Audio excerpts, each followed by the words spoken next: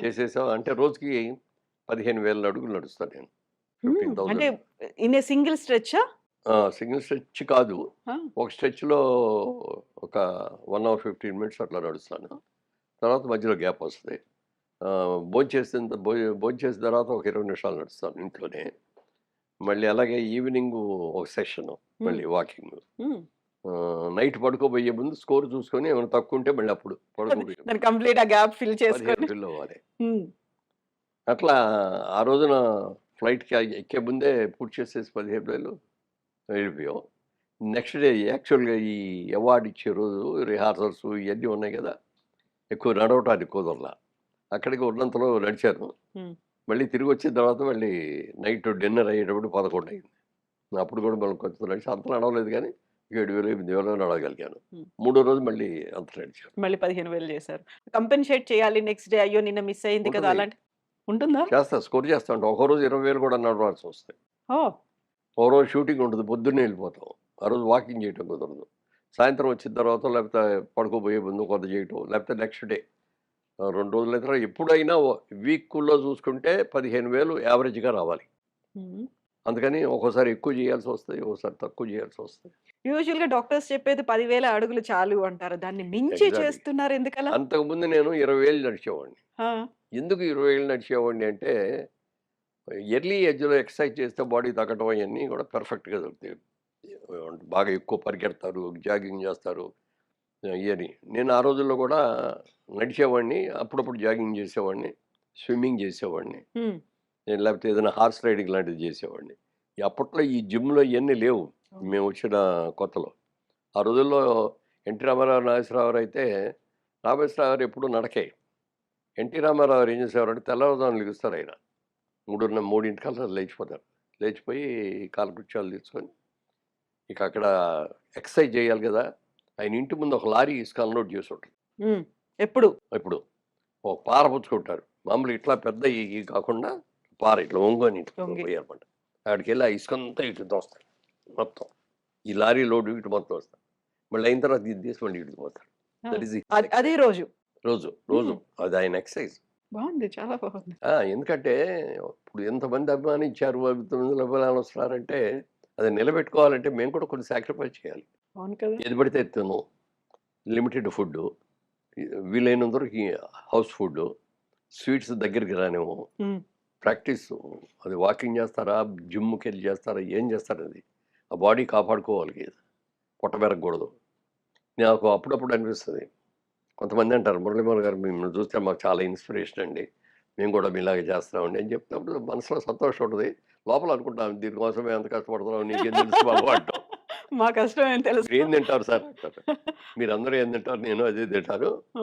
కాకపోతే లిమిట్‌గా తింటున్నాం. ఏమి తింటున్నామో తెలుసుకొని, ఎంత తినాలో తెలుసుకొని అంత కరెక్ట్‌గా ఉంటాం." హ్మ్. మార్నింగ్ బ్రేక్‌ఫాస్ట్ అది పెట్టాం ఉంటదనుకోండి. మామూలుగా ఇడ్లీలు, దోసలు ఇయన్నీ తింటాం కదా! అయ్యేం తినను నేను. అయి తినకుండా ఫ్రూట్స్, హ్మ్. Seasonal fruits. పపాయి లేకపోతే వాటర్ మిలన్ను, యాపిల్లు, హ్మ్. సీతాఫలాలు దొరికినప్పుడు సీతాఫలాలు, మామిడికాయలు వచ్చినప్పుడు మామిడికాయలు. అట్లా సీజనల్ ఫుడ్ తినేసి ఒక గ్లాస్‌తో రాగి రాగి జావ తాగుతాను డైలీ. డైలీ. అదే లంచ్‌కొచ్చేటప్పటికి ఆ రోజు అప్పుడు రైస్ తోటి వెజ్ మెయిన్‌గా ఆకుకూర కంపల్సరీగా ఉంటది. ఆకుకూర, పప్పుకూర ఏదో. తర్వాత నాన్ వెజిటేరియన్ ఉంటే తింటాం. అది హ్మ్. కూడా వారానికి ఓ 2 రోజులో, 3 రోజులో తింటాం కాబట్టి రెగ్యులర్‌గా తినను. నైట్ టైమ్ ఓన్లీ టిఫిన్ ఒక దోస హ్మ్. లేకపోతే ఓ 2 ఇడ్లీ 2 గాని, 3 గాని ఇడ్లీ. ఏదో ఒకటే. ఒక్క ఐటమే. అది తినేసి గ్లాస్ మజ్జిగ తాగేసి పడుకో. హ్మ్. సో, మార్నింగ్ బ్రేక్‌ఫాస్ట్ అనేది ఇంకుండదు. ఓన్లీ ఉండదు. ఫ్రూట్స్ ఇవే ఇంకా. ఫ్రూట్స్ ఇయి. ఒక సింగిల్ ప్రాపర్ మీల్ ఆ! ఆఫ్టర్‌నూన్ అవుతది అలా లంచ్‌కి ఇప్పుడు అంతే. మన రామారావు ఎన్నుకున్నది ఇసుక అటు ఇటు హ్మ్. వారు ఆ టైంలో మీరేం చేసేవారు మరి? అప్పుడు మేము పొద్దున్నే బయటికి తెల్లవారుజామున లేసి నడక్కే వెళ్ళేవాళ్ళం. హ్మ్. అప్పుడప్పుడు బీచ్‌లో నడిచేవాళ్ళం. బీచ్ వెళ్ళిపోయి బీచ్‌లో శాండ్‌లో నడిచేవాళ్ళం. చెప్పులు లేకుండా, షూ లేకుండా షూ అప్పటికి. లేకుండా. లేకపోతే స్విమ్మింగ్ చేసేవాడిని. స్విమ్మింగ్ ఇప్పుడు కూడా చేస్తా ఉంటాను. ఇప్పుడు కాకపోతే బాడీకి ఎప్పుడు కూడా ఒకటే అలవాటు చేయకూడదంట. హ్మ్. తిండి గాని, ఎక్సర్సైజ్ గాని ఏదైనా దాన్ని కన్‌ఫ్యూజ్ చేసేయాలన్నమాట దాన్ని. ఏ రోజున ఏం పెడతాడో తెలీదు ఈయన హ్మ్. అనుకోవాలి అది. లేకపోతే షుగర్స్ అన్నీ అక్కడ స్టోర్ లేకపోతే అయిపోయి అంతా మొత్తం ఉంటారు. స్టోర్ చేసేసి పెడతది. అవును. ఆ! అందుకని అలా చేయటం అలవాటు. ఇప్పుడు జిమ్‌కి కూడా వెళ్తున్నా. ఎందుకంటే కొంచెం మజిల్స్ అయన్నీ కూడా లూజ్ అయిపోతున్నాయి ఏజ్‌ని బట్టి. మరి దానికి మా బాబు గొడవ పెడితే ఆ! జిమ్‌కి రోజు ఒక గంట సేపు ఈవినింగ్ 4:30-5:30 జిమ్ చేస్తాను. అదే వాకింగ్ ట్రెడ్‌మిల్ మీద చేయొచ్చు కదా! ఎందుకు 15,000 అడుగుల చేయొచ్చు. పార్క్? థ్రెడ్‌మిల్ మీద చేసేటప్పుడు ఏమవుద్దంటే అది ఒక రిథమ్ పెట్టుకొని స్పీడు, హ్మ్. ఎలివేషన్ అయన్నీ పెట్టుకొని చేస్తాం. దాంట్లో స్పీడు అవును. తగ్గించుకోవడం కావాలంటే చేసుకుంటూ హ్మ్. ఉంటారు. నాకెందుకో మొదటి నుంచి అది ఇష్టం లేదు. నాకు నేచర్‌లో నడవాలి. మనం వచ్చిన స్పీడ్‌లో మనం నడవాలి. ఒకసారి నడుస్తాం స్పీడ్‌గా, ఒకసారి కాసేపు పరిగెడతాం. కూర్చోవాలనిపిస్తుంది. అందుకని అట్లా నాకు ఆ ఫ్రెష్ ఎయిర్‌లో తెల్లవారుజామునంటే బావుంటది. హ్మ్. అందుకని ఎప్పుడు కూడా నేను ఎక్కడికెళ్ళినా కూడా అమెరికా ఎళ్ళామనుకోండి రోడ్లు, గీడ్లు మరి గబుక్కన మిస్ అయితే మనం రాలేం. అందుకని ఎటెళ్తున్నాం, లెఫ్ట్ ఎక్కడ తిరుగుతున్నాం, రైట్ ఎక్కడ అయన్నీ చూసుకొని హ్మ్. దాని ప్రకారం ఒక మ్యాప్ ఏదైనా పెట్టుకుంటారా మొబైల్‌లో? ఏం లేదు మొబైల్‌లో పెట్టుకోవడమే. హ్మ్. ఇప్పుడు రామారావు గారి గురించి చెప్పినప్పుడు ప్రతిసారి ఆయన పొద్దున్న ఇంత తింటారు, ఒక కోడిని మొత్తం లాగించేస్తారు, ఇన్ని బజ్జీలు తింటారు, ఇంత స్వీట్ తింటారు. వీటి గురించే చెప్పేవాళ్ళుంటారు తప్ప, ఆ! ఆయన ఎంత మెయింటైన్ చేస్తారో, లేకపోతే దానికి తగ్గట్టుగా ఎంత ఫిజికల్ ఎక్సర్‌సైజెస్ చేస్తారో అనేది చెప్పేవాళ్ళు చాలా చాలా తక్కువుంటారు కదా! తక్కువుంటారు. పైగా ఆయన పౌరాణిక క్యారెక్టర్‌లు చేసేటప్పుడు అప్పుడు షర్ట్ గిట్ట ఉండదు కదా! వాళ్ళ కృష్ణుడేసినా, హ్మ్. దుర్యోధనుడేసినా, భీముడేసినప్పుడు మాత్రం కొంచెం ఎక్కువే తేడొచ్చు. మిగిలిన అన్ని రోజులు అసలు నేల మీదే పడుకుంటారు. పౌరాణిక క్యారెక్టర్ చేసేటప్పుడు నాన్ వెజిటేరియన్ తినరు. Only vegetarian. హ్మ్. నేల మీదే పడుకుంటారు. అట్లా అంత స్ట్రిక్ట్‌గా మెయింటైన్ చేస్తారాయన. ఆ పౌరాణిక అంత పవిత్రంగా.